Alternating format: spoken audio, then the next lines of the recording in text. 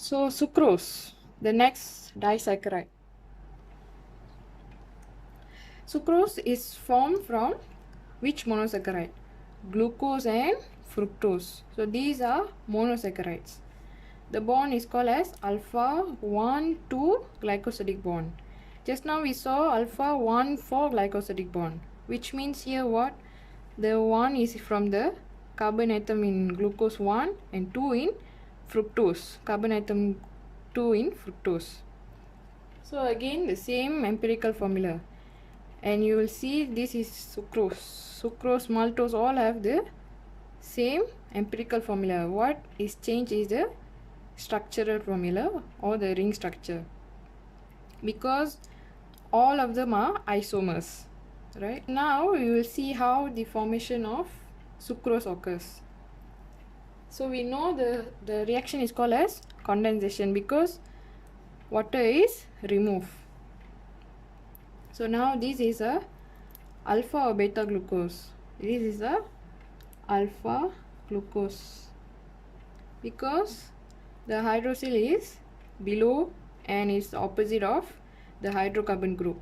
Alright, the short trick is ABBA. Remember this, it'll be easy for you. And this is a fructose. Alright, so how does it form? Which part of the molecule, water molecule is removed? We know in carbon 1 and carbon 2. So carbon 1 of hydroxyl group and carbon 2 of fructose group, hydroxyl group will be removed. So the OH here and the H here will be removed. So what is remain? Oxygen. So this is called as alpha 1 2 glycosidic bond. Alright, so the reaction is called as condensation and is catalyzed by synthase. Condensation means removal of water molecule. So this is one way to represent, to show that how sucrose is formed. There's another way also to show how sucrose is formed. But in this way, what you must do is you must flip the fructose structure. Alright, I will explain to you why you need to flip the fructose structure. Right, so this is alpha glucose, this is fructose, but it is flipped. Okay, and this is sucrose. This bond is called as alpha 1 2 glycosidic bond. So if you see the structural formula of fructose is carbon 1, carbon 2 is situated the ketone group, carbon 3, carbon 4, carbon 5, carbon 6. So if we convert these in the ring structure, what happens? In the carbon 5, the O will attack the carbon atom in 2. So the double bond will be broken and the H will be bonded to the O here. So here in carbon 5 what remains? Only H. OH doesn't represent anymore. It does not have in carbon 5. So in carbon 2 what remains? Carbon bonded to oxygen and oxygen bonded to hydrogen. So OH and CO. So if we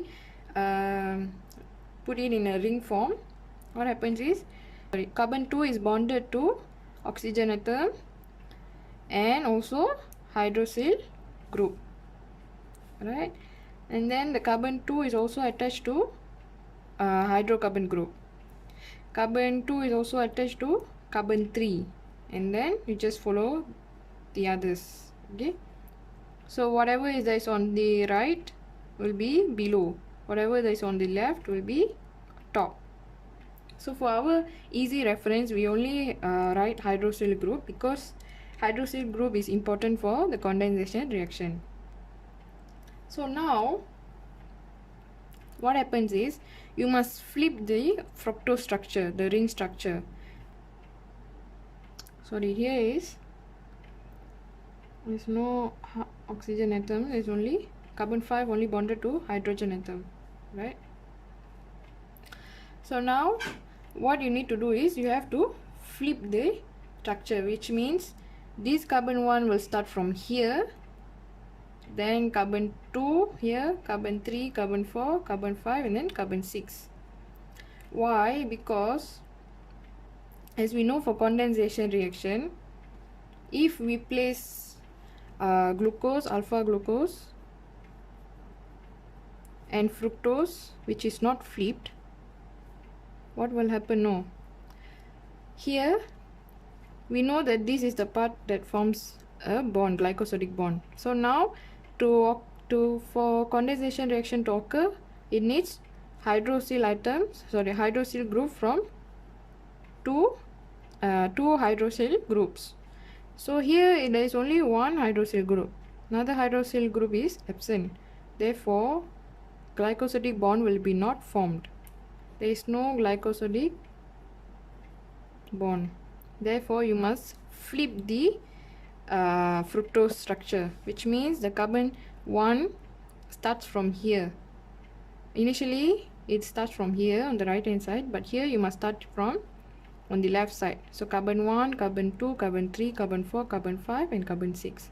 So now a condensation reaction will happen because there is one hydroxyl group, another hydroxyl group, and the H will be bonded. So water molecule is removed. So this is how. There's another way to represent the formation of sucrose is, if this is the way, you must flip the fructose. Remember that. So the condensation reaction for sucrose occurs in stroma of chloroplast, same as condensation reaction in maltose. So again, this is the plant cell, chloroplast is here. If we zoom the chloroplast, this is the stroma. So sucrose condensation reaction occurs in the stroma and also in the cytoplasm of plant cell. And in the plant cell, cytoplasm is here. And also it occurs in the mesophyll cell, specifically in folium. So this is the leaf and this is the zoom structure of the leaf cell. So we know that it has xylem and folium. In this folium, if we zoom this folium structure, what happens is this is the mesophyll cell. So this is where the condensation of sucrose occurs, in the mesophyll cell of folium.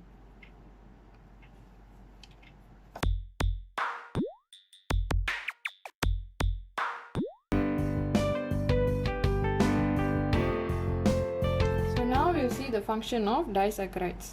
First, maltose. Maltose, as we studied earlier, it's formed from 2 units of glucose, and it's an intermediate to synthesize polysaccharides, and also during starch or glycogen is broken down. Why? To release glucose, right? So the main thing is to release glucose and to synthesize polysaccharides. It's an intermediate for synthesis of polysaccharides and also to release glucose. So the next is sucrose. Sucrose acts as a medium to transport carbohydrate in folium. So what happens is it lowers the water potential, and the hydrostatic pressure will allow the sucrose to move in the sieve tube. And it is also used to store food in plant cells. So we know that sucrose is formed from glucose and fructose, right? So this is sucrose, this is a disaccharide, this is a monosaccharide. So now if you want to release glucose, what happens is must undergo hydrolysis